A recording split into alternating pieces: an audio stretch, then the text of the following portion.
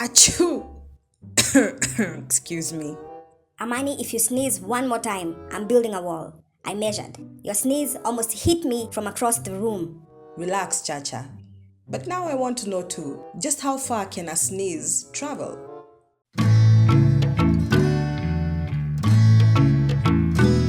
Okay, let's break it down.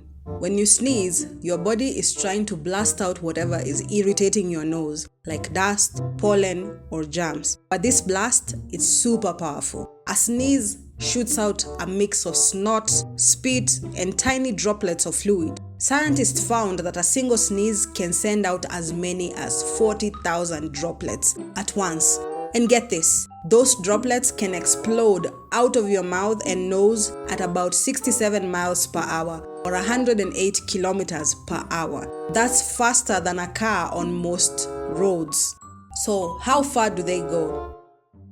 The big blobs, the snot that you can sometimes see, are heavy. They fall to the ground quickly, usually within 7 feet or about 2 meters. The tiny droplets, the mist you can't see, can float much farther. In still air, these droplets can travel up to 27 feet or about 8 meters. That's the length of a whole school bus. And if there is wind or a fan blowing, those droplets can travel even farther.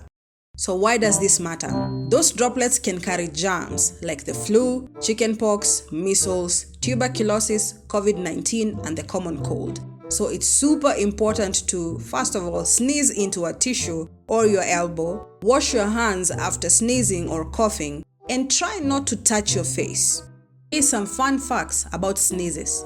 The world's longest sneezing fit lasted 978 days. That's nearly 3 years of sneezing. You can't sneeze when you're asleep. Your body hits pause on that. Some people sneeze when they see bright lights.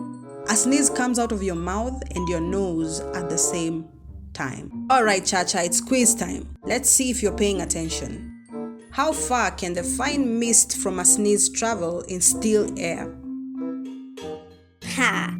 That's easy, 27 feet, as long as a school bus. Just remember to sneeze into your elbow next time. Bye from Ujuzi Kidz.